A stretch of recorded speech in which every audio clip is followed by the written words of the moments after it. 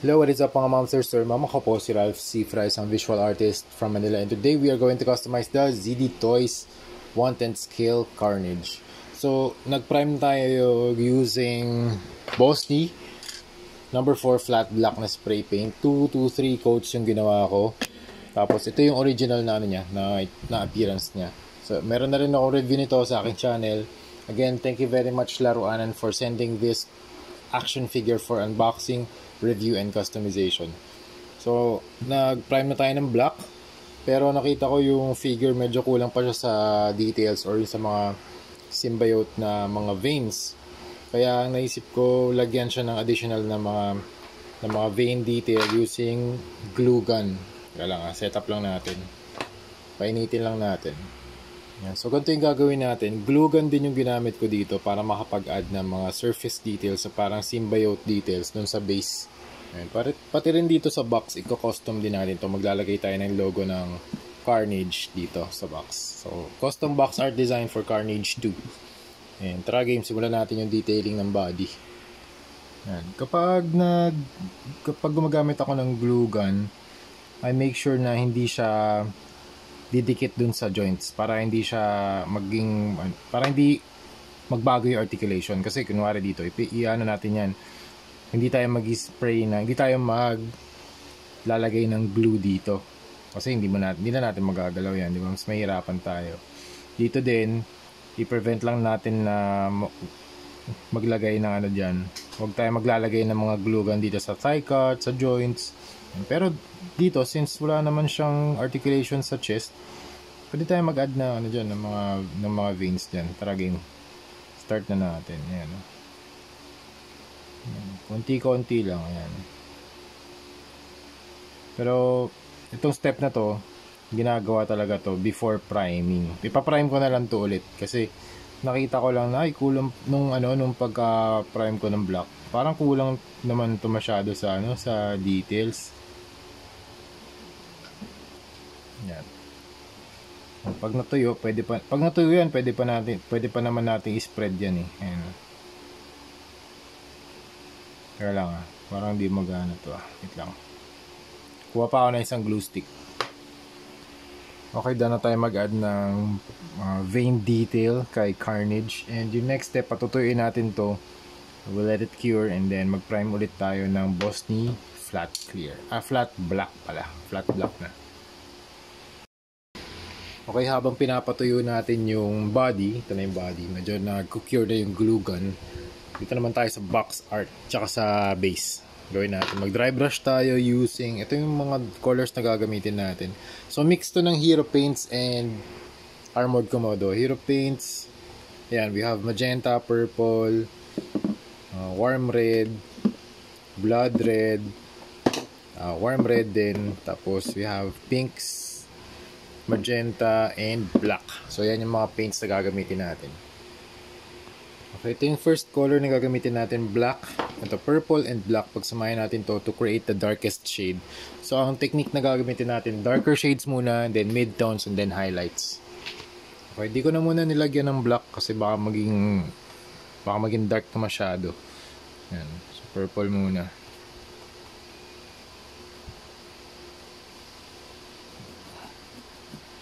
So yan, ito yung concept ng dry brushing pala yung ina-apply natin na paint method. Dito sa dry brushing, teka, meron akong dito yung notes. Yan, sa dry brush, it is a painting technique in which the brush holds a small quantity amount of paint that is applied or dragged across the surface. So konti lang yung paint natin sa brush, tapos ida-drag lang natin across the surface para lahat ng nakaangat na areas makakatch yung paint. Tapos, it adds weathering, it adds highlights, and emphasizes the details of the sculpt. Kung gusto nyo daanan yung yung mga malalalim, diinan nyo ng onte. Yan.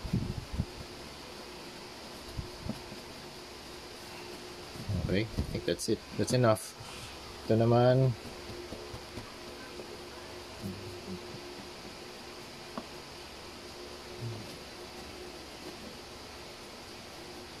Sa base, ganun din.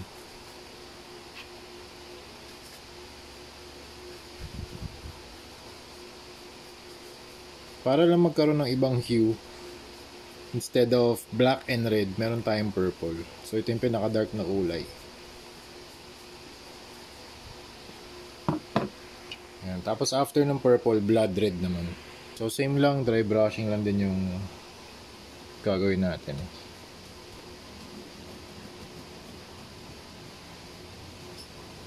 Pwedeng circular motion, pwedeng left to right, right to left, yan. Kung paano nyo gusto, pwede yan. Tapos yung ibang areas, hayaan nyo lang na na maging purple lang siya. Ayan, katulad nito, nag-leave ako ng spot para sa purple lang. Hindi ko tatabunan. Para mag-seep through naman yung purple, hindi natin malalagyan ng paint. Yan. Tapos kung gusto niyo pa mas red, pwede niyo pang patungan. Mag second coat kayo. Ayan.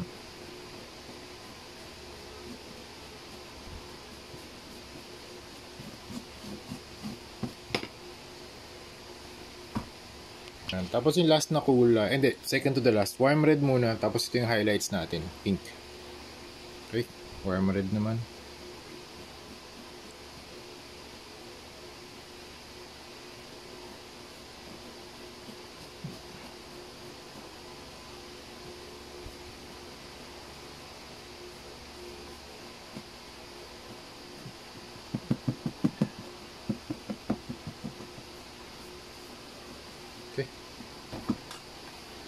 Okay, last na color, pink. Hindi pala, I changed my mind. Page 067, medium orange muna tayo. Okay, try natin. Para mas bagay yung orange. Yan, nga.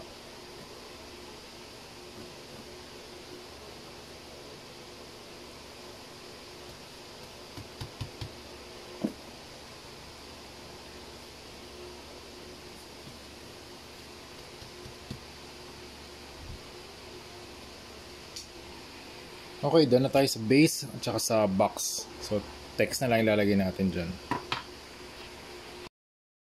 Okay, so nag-cure na yung body natin, body ni Carnage.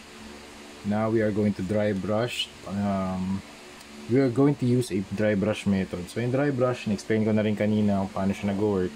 Kasi nag-paint na rin tayo ng box at saka ng base. So ngayon i-apply naman natin sa body. So yung first color, purple. Second color, blood red. Yan, blood red. Third color, warm red. Fourth color, medium orange. After na medium orange, pink naman. And pinaka last, para sa highlights, ito, ultra white. So yun, ilan yun? 1, 2, 3, 4, 5, 6 colors for dry brushing. So start tayo rito sa purple.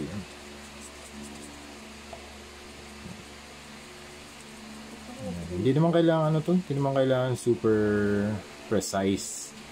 Yan. Purple lang, para lang magkaroon ng different hue, hindi lang siya color black. Okay, spin na. So purple, blood red, warm red, tsaka orange, pink, tapos white. Tulad ng ginawa natin sa base. Okay, natapos na natin yung body. Same lang yung ginawa natin dun sa dry brush method dun sa sa box design. Same lang yung mga colors na ginamit natin. So ito na-achieve natin yung katulad dun sa box art and sa base. Now dito naman sa mga tentacles, nag-add lang ako ng white dito sa dulo para meron emphasis dun sa mga blades. Okay? Tapos ang next na step na gagawin natin, gagawa naman tayo ng toxin color using fluorescent green from Hero Paints and fluorescent green naman from Armored Komodo. Magkaiba kasi yung shade nila pero maganda sila pag nag-combine. Tapos gagamit tayo ng sponge for our applicator. Okay, try natin dito sa dulo ng kanya mga spike tentacles. Ay, tama. Ito yung mga blades pala. Blades dun sa niya, tentacles na yan. Para magdagdagan ng color, ng contrast kasi na siya puro red na lang So ito mas cool color.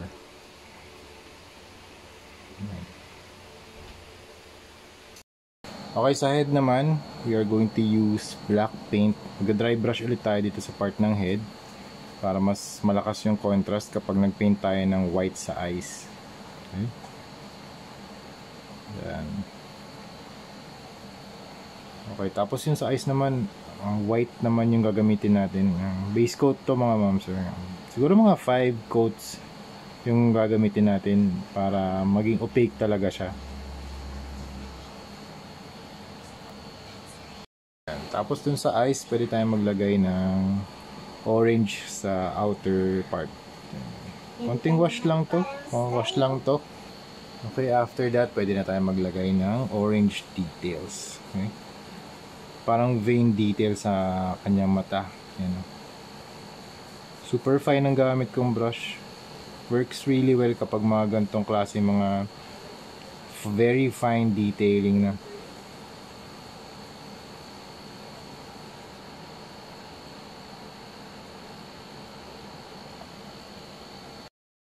So yun mga ma'am sir, we are done with the Carnage custom repaint project natin mga ma'am sir. Thank you very much client from Miami, Florida for purchasing this. Also, I'm always open for commissions. This is open for pre-order. Actually, we have a promo for today. I'm selling this for $400 for the set. So we have Venom, from the Spider-Man 2 PS5 version, and you have Carnage. So I'm selling this for $400 only. And if you want the individual ones, this is available for $250. And also Venom is available for $250 also. So you get the... So for the bundle, I will explain the bundle. Wait, in a while. Okay. So you get the Carnage custom action figure with the custom blade, and also have the bladed weapon, two hands, one pair of hands, and then you also have an alternate head, customized base with the Carnage typography written on top of the base. And also you have the Carnage base, a Carnage box custom repainted too, and also have the textures. So that's the first one. That's the Carnage set, and then you have the Venom set. So for Venom, you have the very bulky body of Venom. So you have for the Venom set, you will get 1/10 scale Venom action figure, the very big blade on his right hand, or you can also equip it in the left hand. And then you have the tentacles, 1, 2, 3, 4, 5, 6, 7, 8 tentacles with blade on the tips on each tentacle. You also have the base with the Venom paint, with the Venom logo painted on it, and one hand, 1, 2, 3, 3 hands, 3 extra hands, and we got 3 extra hands and an extra alternate head. So that's it for the Venom. And also, before I forget, I also customized the Venom box with the Venom logo on it and toxin, and I added a layer of toxins on top too. There you go. If you want the set, send me a DM via Facebook Messenger. My name is Rain Cifra on Facebook, and also if you can send messages on Instagram. I'm also at Instagram. Just search Ralph Cifra, and also on TikTok Ralph Cifra too. So much for that bundle set. And here we are done with the project Carnage. So ang ginawa ko dito sa what I did here in the custom weapon, I used thermoplastic beads or moldable plastic to create this. Yan. Super helpful ng glue gun and thermoplastic beads pag nag-combine sila, kasi nakaka-create tayo ng mga custom weapons like this. Yan. Thermoplastic beads, soft siya kapag nalagyan ng hot water, and very rigid kapag cool na siya or cured na. Tapos gumamit din ako ng glue gun para makapag-create tayo ng mga extra textures sa kanyang body and sa legs. Then yung tong tentacles, medyo nakakalito lang siya i-assemble kasi ang dami niya. 1, 2, 3, 4, 5, 6, 7, 8, 9, 10, 11, 12. 2, 4, 6, 8, 10, 12 tentacles in all. Pero ang ganda ang ganda rin ng layout na ginawa ni ZD Toys. Ayan, pwede nyong i-galaw to. Pero bumabalik siya sa ano sa dati niyang sa dating position. Pero pwede siyang nakaangat na ganyan. Ayan. Mas maganda kung medyo nakaangat to para yung layout ng kanyang mga tentacles nakaangat. Yung iba medyo random. Yan. And I also sprayed this action figure with Bosny flat clear top coat to protect the paint job that we did. So let's try the articulation. Let's test it. Wala namang paint rubs sa head. So just be very careful in articulating or rotating the joints. Since this is a custom repainted action figure, there is a chance that the paint may rub on certain parts. But this type of action figure has joint space naman. So wala na, mas less yung chance na magkaroon siya ng paint rub. So ayan, tinetest natin. I'm being very careful in rotating the pieces, the joints. Okay? There you go. Elbows, shoulders. Wala naman siya dito joint. So one piece lang to. Sa legs. Ayan. I'm being very careful. Ayan. Alright. So ayan, wala namang paint rubs. Ready na rin to for delivery. That's why I'm taking as much photos and videos as possible before we ship this, because I'm sending it to my clients. Also open to for pre-orders. So this is around $250 only. So if you buy the set, it's only around $400. But kung individual, $250 each. So for the set, you'll get Venom and Carnage with custom boxes, custom bases, and custom repaints.